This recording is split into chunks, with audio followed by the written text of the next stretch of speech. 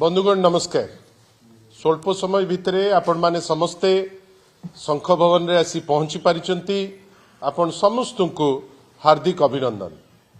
बंधुगण आपण समस्ते कार्यरत विभिन्न समय रे आपण मानकर उद्यम जोगु आमे विभिन्न बाटरे जहाँ तथ्य अच्छी से तथ्य साधारण लोक देखती आमे मध्य से तथ्य र सूचना पाऊ।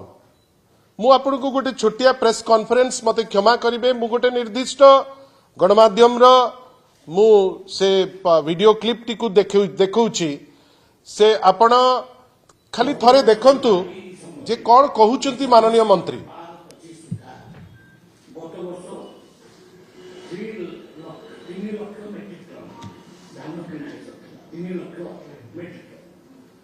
वर्तमान 24-12-25 सुधा 5 लाख मेट्रिक टन धान किना एवं गत वर्ष एटी बेला सुधा 60,000 कृषक धान बिका आ ए वर्ष 24-12-25 सुधा कंपैरेटिव स्टेटमेंट होची 1 लाख कृषक धान बिका।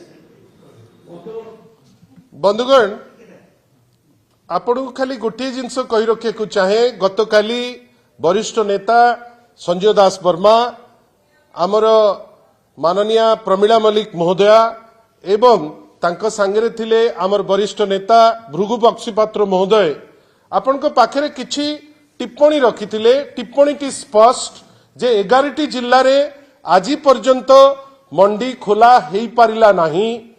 आजि पर्यंत अधारू अधिक चाषी ठारू माने आपण को तांकु टोकन मध्य मिली नाही। तृतीय मंत्री मानक मंतव्य रे तालमेल नाही।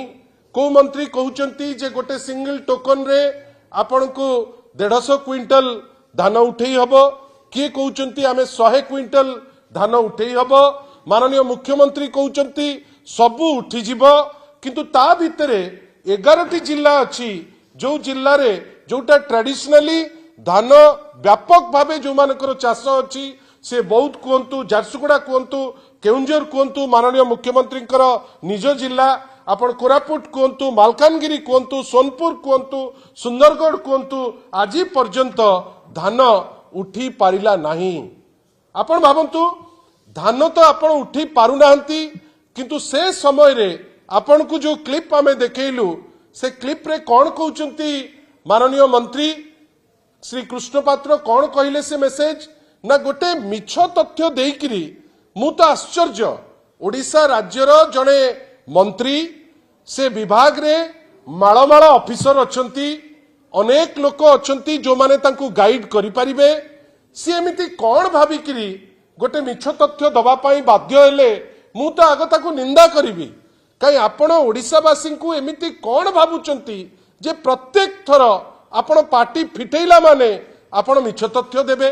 आपण जानिचंती जोठी कहउचंती जे 5 लाख मेट्रिक टन एई वर्ष प्रोक्योर करा जाईची 24-12-2025 भितरे गोटे मिछ भ्रम चेष्टा करूचंती से सृष्टि करिबा पाई।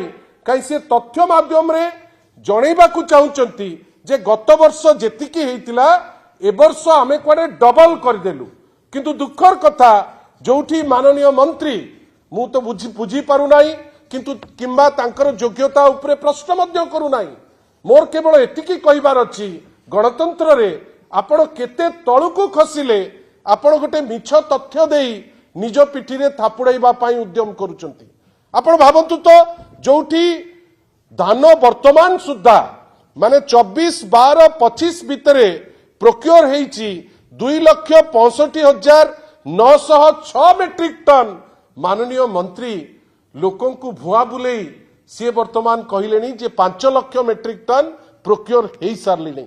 आ सबुठारु दुख जे जो लोकों हिसाब भी दौचंती जे लक्षे लोक कुआडे तांकु लक्षे चाषी कृषक भाई सी कुआडे तांकु देइचंती धान वास्तव रे तांकरी खसड़ा जोटा सी ऑफिशियली देइचंती रहिची जे 58,260 चाषी से माने आज पर्यंत देइचंती तांकर धान एवं धान जो प्रोक्योर होउची प्रोक्योर रो क्वांटिटी हैला 2,65,905 मेट्रिक टन मते आपण कहतु जे ए मिछ कहबार कारण कौन कहीं कहउचंती एटा कहिले ताकर लाभ कौन तार उत्तर से निश्चित भावे दबाक पड़िबो।